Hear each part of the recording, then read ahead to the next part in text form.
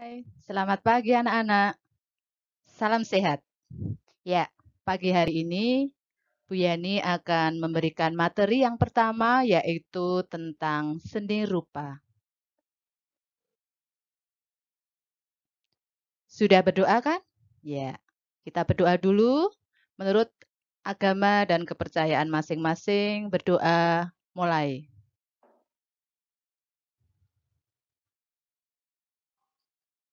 Selesai. Nah, untuk pertemuan yang pertama ini, kita akan membahas tentang pengertian seni lukis. Apa itu seni lukis? Seni lukis merupakan salah satu cabang dari seni rupa. Bisa diartikan bahwa definisi seni lukis adalah sebuah pengembangan yang lebih utuh dari menggambar. Seni lukis termasuk jenis seni rupa dua dimensi yang biasa menggunakan media seperti kanvas, kertas, papan, dan bidang-bidang tertentu yang dijadikan menjadi ekspresi bagi pelukisnya. Nah, kalian termasuk pelukis di situ. Lalu fungsi dari seni lukis yaitu yang pertama, fungsi religius. Fungsi komersial untuk yang kedua, dan yang ketiga, fungsi simbolis.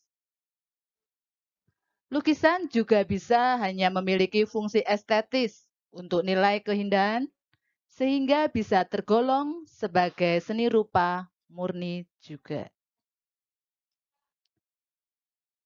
Kita bicara dulu sebelum kita melukis tentang alat dan bahan seni lukis. Di antaranya ada alat berupa kuas, alat pembersih kuas, palet, tahu ya palet, tempat untuk catnya itu yang bulet-bulet itu, nah, pisau palet, dan easel atau penjepit kanvas. Supaya apa dijepit? Supaya tidak lari kemana-mana. Ya. Bahan yang dibutuhkan ada yang berupa bahan kering dan bahan basah. Masih ingat kan? Untuk kelas 7 materi kita. Bahan kering seperti yang tidak mengandung cairan. Sedangkan yang bahan basah itu yang mengandung cairan. Seperti tinta, cat. Nah, sedangkan untuk melukis itu ada yang namanya cat air, tinta bak, cat minyak, kemudian cat poster, maupun cat akrilik. Pasti juga ada yang bilang, Bu, cat tekstil bisa? Bisa. Media juga banyak sekali. Nah, kalian bisa lihat di sini ada berbagai macam. Banyak sekali model-model kuas. Lalu banyak sekali bahan-bahan seperti krayon. Nah, itu termasuk bahan yang kering. Sedangkan kita mengulas lagi di kelas 8, kita pernah bicara tentang prinsip-prinsip seni rupa. Apa saja prinsip-prinsip seni rupa? Ya, ada kesatuan, ada keselarasan, ada penekanan, ada irama, gradasi, lalu ada kesebandingan, komposisi, keseimbangan, dan masih banyak lagi. Nah, kalian bisa membaca di situ, ya. Kesatuan nama lainnya unity, keselarasan nama lainnya harmoni, dan sebagainya. Bisa kalian baca sendiri. Sedangkan untuk prinsip-prinsip tentang keselarasan, kesatuan, penekanan, irama, gradasi, dan sebagainya tadi yang saya ulaskan di depan, kalian bisa melihat contohnya di sini. Ya, di situ ada banyak gambar piring yang bermacam-macam. Itu satu kesatuan. Semua memiliki warna biru. Keselarasan di gambar nomor 2. Dan lain sebagainya. Kalian bisa simak di situ, ya. Sedangkan kita mulai menuju kepada macam-macam aliran seni lukis. Masih ingat aliran apa saja? Mungkin belum pernah ya.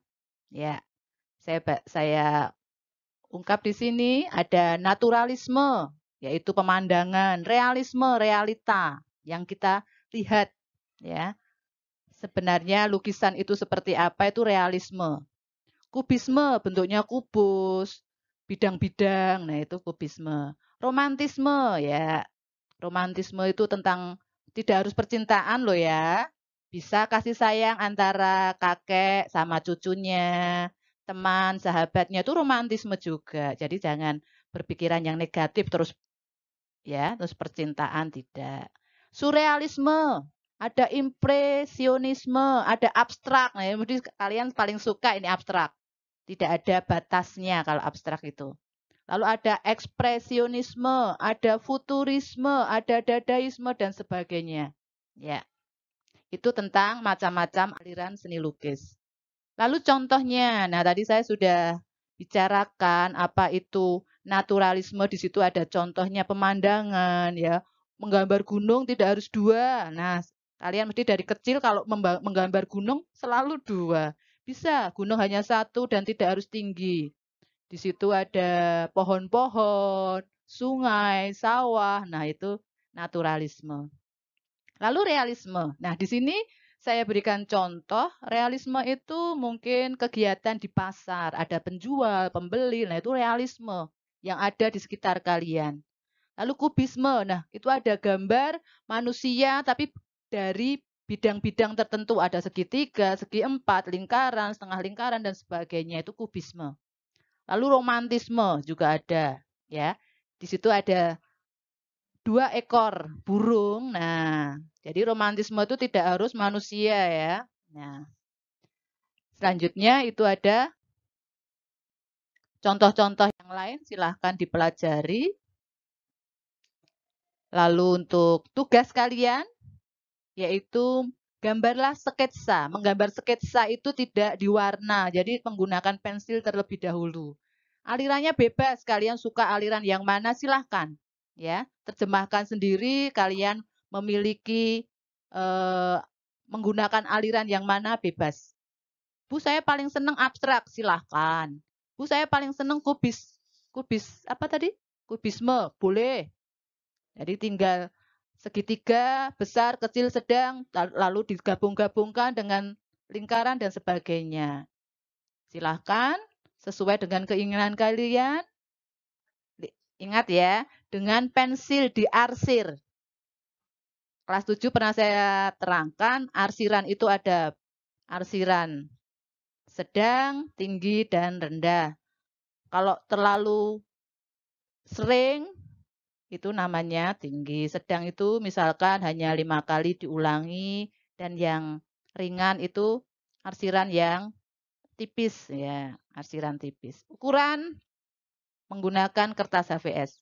Demikian anak-anak, silahkan mencoba. Kalau tidak dengan mencoba, kalian tidak akan tahu. Nah, selamat mengerjakan, dan hasilnya adalah nanti kalian foto ya, sketsa kalian di Google Classroom. Kirim ke Google Classroom, kelas masing-masing. Saya tunggu tugasnya. Terima kasih. Selamat mencoba. Salam sehat. Sekian.